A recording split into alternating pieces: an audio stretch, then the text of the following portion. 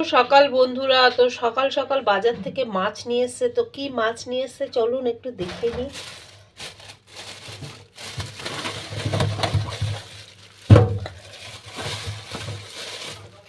তো এই যে দেখুন, বেশ বড় সাইজের, এটা মনে হচ্ছে রুই মাছই হবে। তো এই যে রুই মাছ নিয়ে এসছে। এটা রুই মাছ না, আমি নামটা ঠিক জানি না, এটা মৃগেল মাছ হবে। তো যাই হোক, জ্যান্তই মাছ। তো এই মাছটা আজকে ভাবছি একটু ফুলকপি দিয়ে ঝোল করব।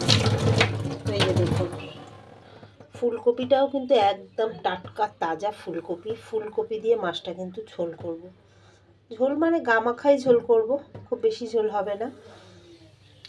তো এই যে মাছটা, তো মাছটা চলুন আগে ভালো করে কেটে ধুয়ে পরিষ্কার করে নেই।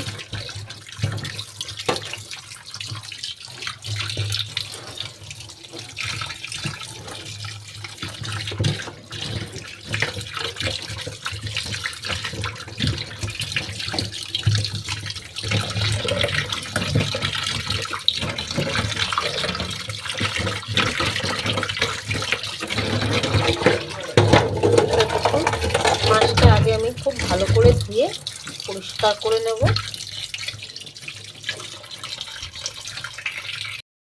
দেখুন, ভালো করে সুন্দর করে আমি ধুয়ে পরিষ্কার করে নিয়েছি।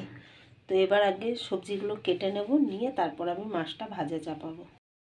মাছটা আমি কিন্তু সুন্দর করে নুন হলুদ মাখিয়ে নিয়েছি, আর এখানে কিন্তু তেলটাও গরম হয়ে গেছে। এই যে এবার মাছগুলো কিন্তু আমি ভেজে নেব।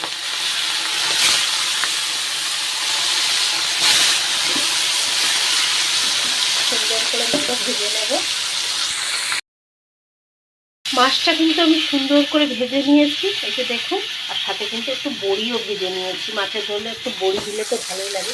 আর এই যে ফুলকপিটা ওই মাছের তেলের মধ্যেই আমি দিয়ে ফুলকপিটা ভালো করে ভেজে নিচ্ছি।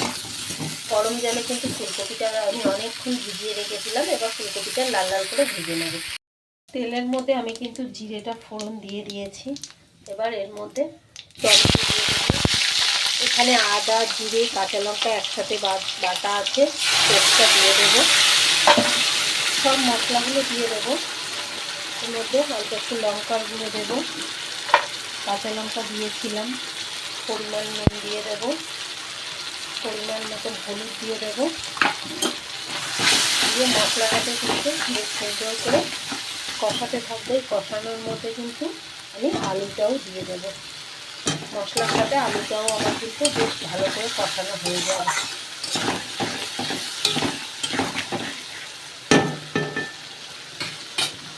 তো এবার আমি বেশ কিছুক্ষণ ভালো করে কষিয়ে নেব। দেখুন, এই যে মশলাটার আলুটা কিন্তু আমার সুন্দর করে কষানো হয়ে গেছে, সেটা তেলও ছেড়ে দিয়েছে। তো আমি এবার এর মধ্যে একটু মটরশুঁটি দিয়ে দেব, আর ফুলকপিটাও কিন্তু দিয়ে দেব। দিয়ে এটা কিছুক্ষণ ধরে ভালো করে কষিয়ে নেব। যেহেতু একটা জ্যান্ত মাছ, এর মধ্যে আমি পেঁয়াজ রসুন কিন্তু কিছুই দেবো না।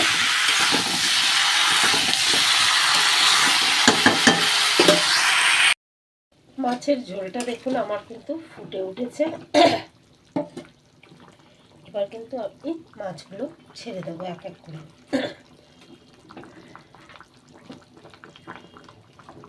আর বড়িগুলোও কিন্তু আমি দিয়ে দেবো, কারণ এই বড়িগুলো সিদ্ধ হতে কিন্তু বেশ কিছুক্ষণ সময় লাগে।